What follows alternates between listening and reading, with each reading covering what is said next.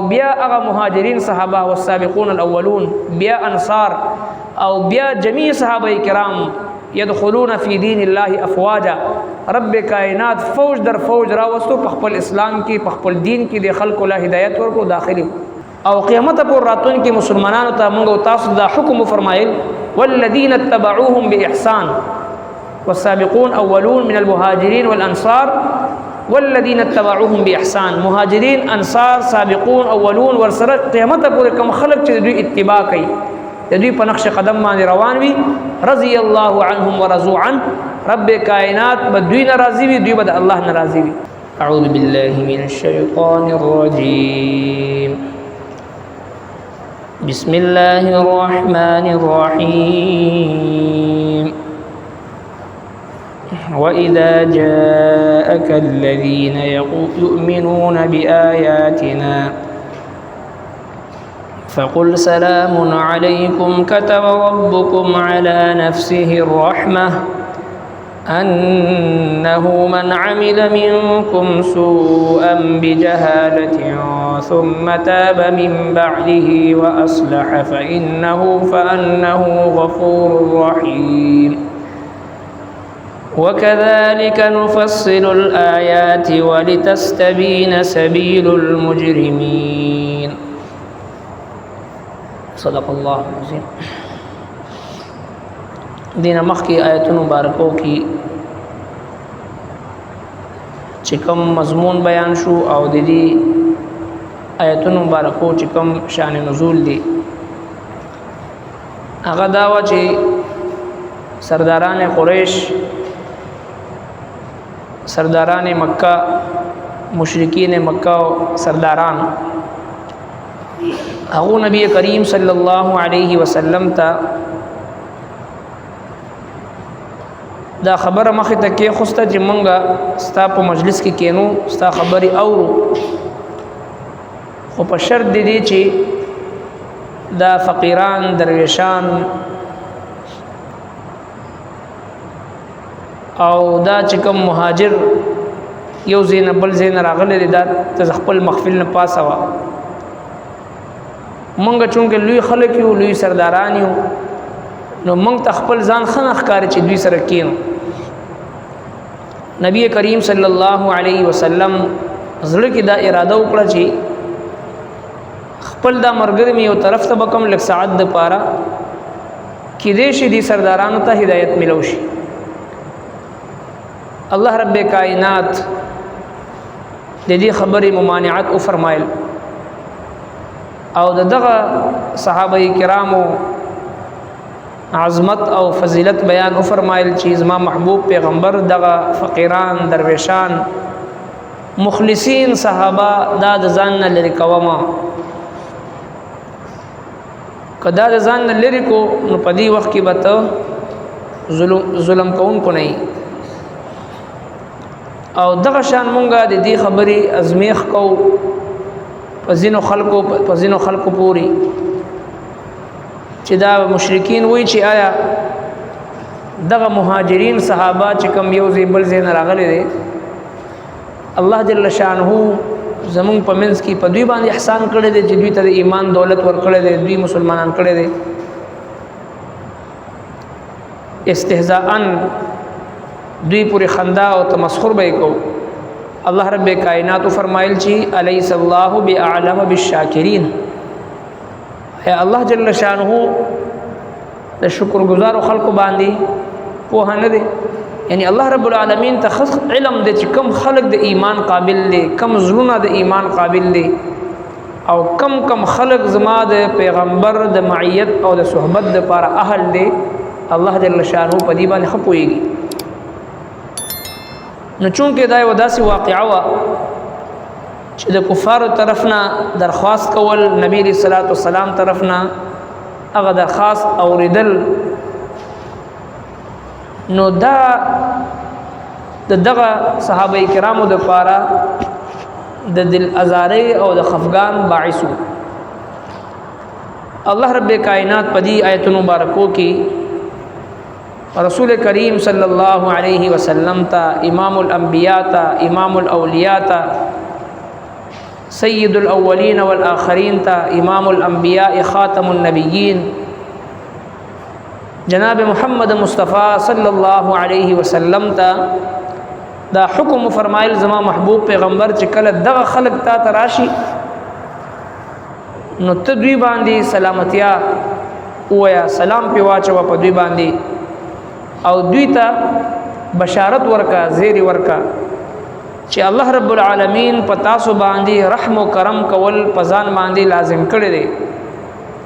یقینا ضرور بالضرور به الله تبارک وتعالى په تاسو باندې رحم و کرم فرمایي تاسو د الله جل شانه محبوب خلک او بیا بالفرض والمحال که په تاسو کې چانه س ګناه سرزد شو او بیا توبه وستل نو الله جل شانه با هغه ته ګناه به معاف کوي دا بشارتونه د نبی کریم صلی الله علیه وسلم په زبان مبارکه باندې مبارک جبه باندې دغه صحابو ته ورول شو واذا جاءك الذين او کل چراشتا تا کسان یؤمنون بیااتنا چې ایمان لري پایتون زمون باندې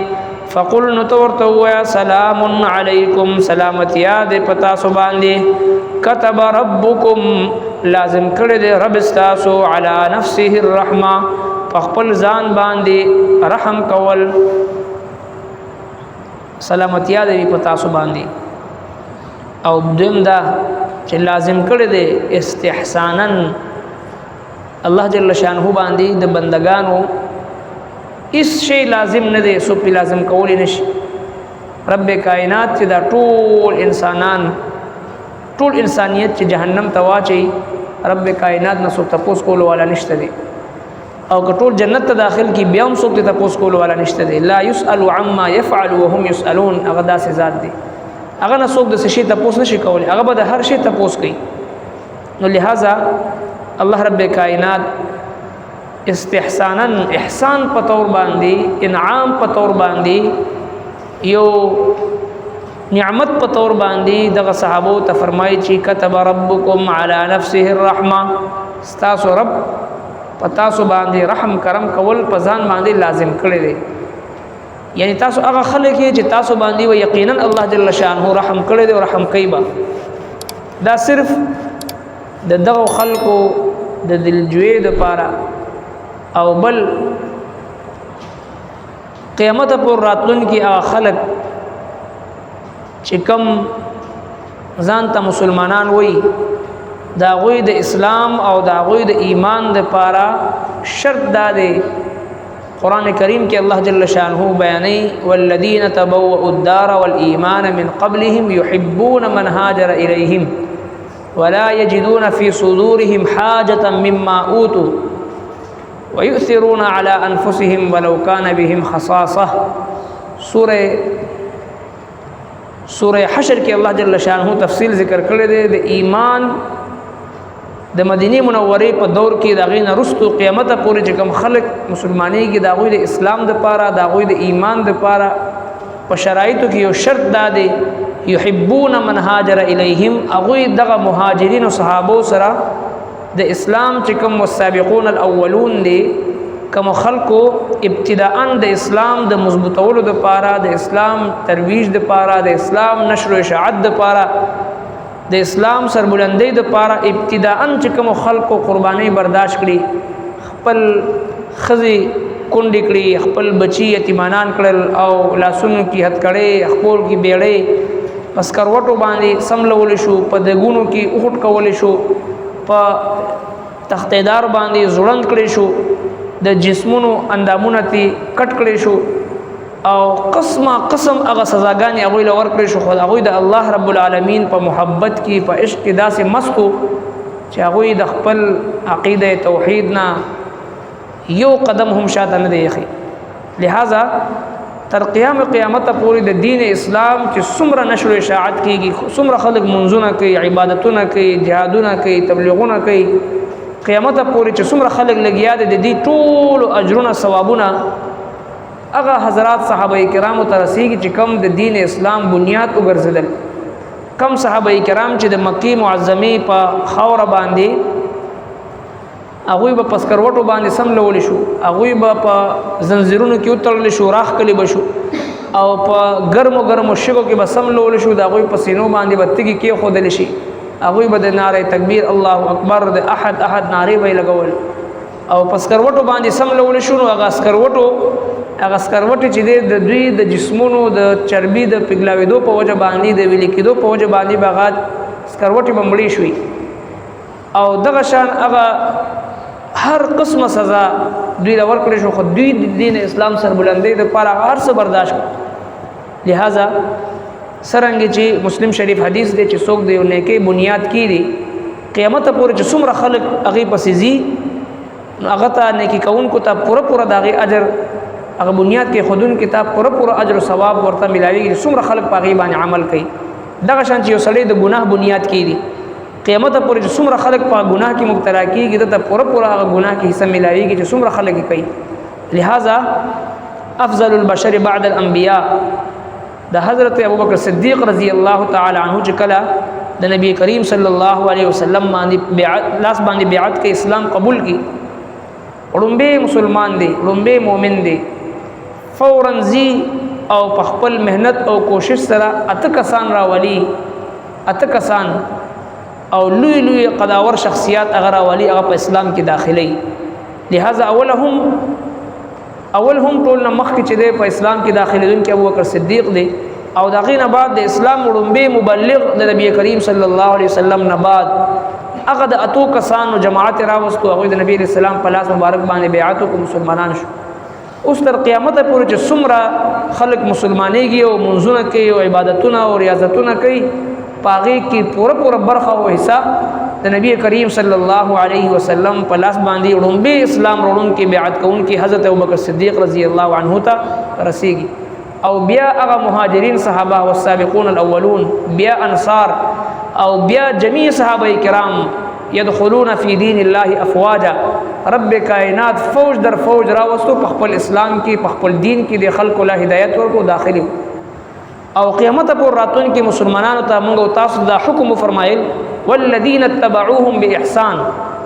والسابقون اولون من المهاجرین والانصار والذین اتبعوهم باحسان، مهاجرین انصار سابقون اولون ورسره قیامت پر کوم خلق چې دوی اتباع کوي د دوی په نقش قدم باندې روان وي رضی الله عنهم ورضوا عنه، رب کائنات به دوی ناراضي وي، دوی به د الله ناراضي وي. نو لہذا قیامت پر راتون کې مسلمانانو د ایمان لپاره د اسلام د حفاظت لپاره او د جنت ته داخلېدو لپاره شرط دا دی چې دوی به د صحابه کرامو په نقش قدم باندې روان وي، د هغوی په اتباع کې روان وي. دا آیتونه مبارکه الله رب العالمین صحابه کرامو ته تسلی ورکوي. نبی کریم صلی الله علیه وسلم ته وایي که بالفرض د دوی زړونه په دې خبره باندې تکلیف شوي وي د دې مشرکینو په دې خبره باندې ته دوی ته تسلی ورکړه، دوی ته ووایه چې الله رب العالمین په تاسو باندې رحم و کرم کړی دی. واذا جاءك الذين او کله چې راشي تا ته کسان یؤمنون بآیاتنا چې ایمان لري په آیاتونو زموږ باندې فقل سلام علیکم، نو ته ورته ووایه سلامتیا دی په تاسو باندې. كتب ربکم علی نفسه الرحمه، لازم کړی دی رب ستاسو په خپل ځان باندې رحم کول. انه من عمل منکم، هغه چا چې عمل کړی وي تاسو نه